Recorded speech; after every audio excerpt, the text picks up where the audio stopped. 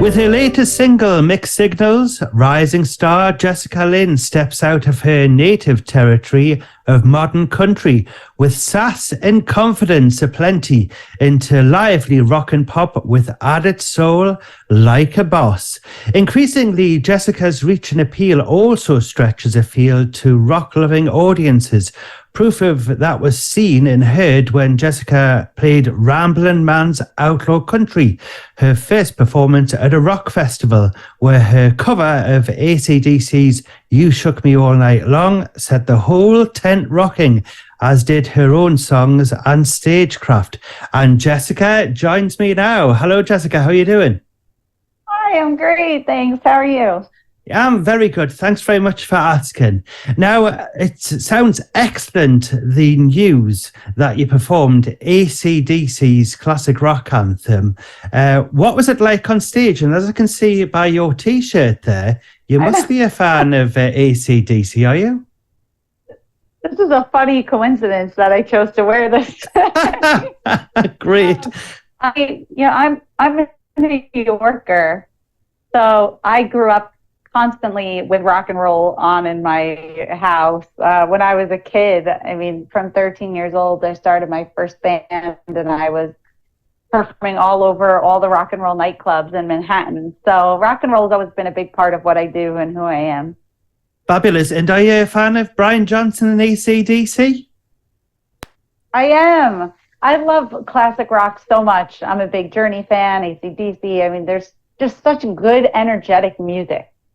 Yeah, Brian Johnson, he's from my neck of the woods. He's actually from Wickham, which is not far from Newcastle upon Tyne. So, yes, cool. yes. And I actually was meant to be going into a Battle of the Bands competition, and this gentleman that I was playing in the band with, I was playing the drums, his uncle was actually Brian Johnson of AC/DC, would you believe?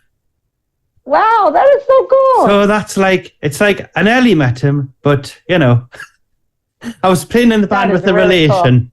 Cool. Yeah. So there you go. Super cool. Well, when did you start your musical journey? I've been playing music as long as I can remember. Honestly, my parents have videos of me as early as 2-3 years old, putting on shows from the couch and banging on pots and pans. I mean, really, it's all I ever did and all I ever loved. But when I was 13, as I mentioned, I started my first band, and we actually started playing professionally. We would all get off the school bus every single day at the bass player's house, and we would rehearse for 5-6 hours every single day of the week. And we were playing all the New York City nightclubs and little local festivals, and I played everywhere and anywhere I could. I did nursing homes, children's hospitals. So I started when I was 13, a very long time ago. It sounds absolutely fantastic. Is there any particular memorable moments that you have from back then, which is when you had quite a large audience? Could you think of? Oh, man. One of my favorite memories from my childhood band were...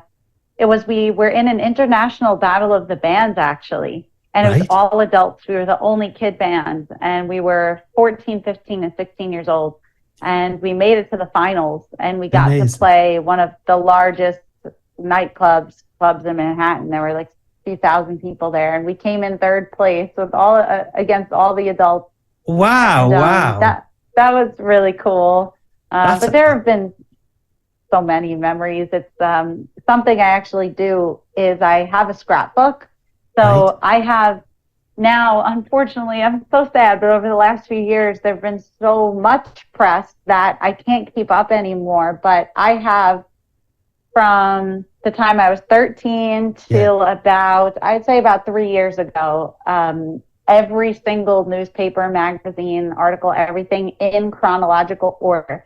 Amazing. So it brings tears to my eyes, because I look back at the beginning of the book, and it's like 14-year-old Jessica with her band is, playing local children's hospital to raise money for, whatever. Yeah. And then it's like all these years later, Jessica Lynn, plays with Keith Urban and all these things. And it's just such a cool trip down memory lane. It's absolutely fantastic. And yes, it's great to have an archive of things, isn't it, to look back on. And yeah, it's like when I look back on things that I've done, like we've transferred off VHS tape or whatever, off the camcorder and things.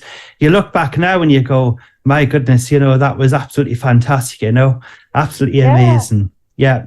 It seems rock and country do go together and sounds great on air. Are you a big fan of rock, or are you more interested in performing modern country? I mean, I have a rock and roll heart and soul for sure. If you see my live show, it's very apparent what my influences are. I grew up really, I mean, playing rock and roll, listening to a lot of rock and roll, as well as soul music. Yeah. The Temptations were one of my other biggest Wow. influences. But I always loved country too. I mean, Shania Twain. My dad had George Strait on for every single car ride, and Phil Vassar was a huge inspiration. Blake Shelton, Austin. Blake Shelton was one of the very first country songs that I really felt like, wow, that story truly touched my heart. Yes. Yes. And I think that's what's amazing about country, the stories. So I try to take the stories within the country part of myself and the energy from the rock and roll aspect. Yeah, it sounds fantastic as well. You've been maintaining a relentless international touring schedule in more than 14 countries, along with releasing a pair of top 40, top 50 singles on country radio and 3 full-length concert television specials, which have been airing nationwide in the USA. How do you find time to fit all that in, as well as recording in the studio? It's hard. I built my career being a touring artist. As an independent artist, I never had the funds to record a lot of music or to pay for a lot of marketing or PR. Yeah. So for me, the way to get my name out there was to go on the road and play shows and do what I know how to do best since I was 13 years old. That's really where I've spent the bulk of my time. I actually didn't even release a single until after 2 years of touring around the whole country in the US. So I just released my debut record, actually, almost 10 years later from when I started touring this past September. Oh my goodness. It's amazing how a lot of artists will go straight in the studio and then go on the stage and do touring, and they can't really cope with it. But I think it's great training ground when you're actually going out there, performing your craft, as it were, and learning your craft, as it were, and getting hold of the audience reaction to particular songs so you can get a set list together. And then if you go into the studio, then you can kind of know what your audience is looking for. Would you agree with that? It's so true. We road test everything before we record it. And again, it's just where I feel most comfortable, most at home, is being on stage. Yes, and you seem to be thoroughly enjoying it. Your upward arc and genre-crossing progress has really boosted your career last year when you released your 13-track debut album, Lone Rider, which hit the top of the charts on its release weekend. On Amazon Music, as the only female and independent artist in the top 5, you reached the #1 spot in both the US and also UK, as well as #5 all genre in the US and #3 in the UK. What was it like having such success with that debut album? It was honestly crazy. I still don't feel like it actually happened.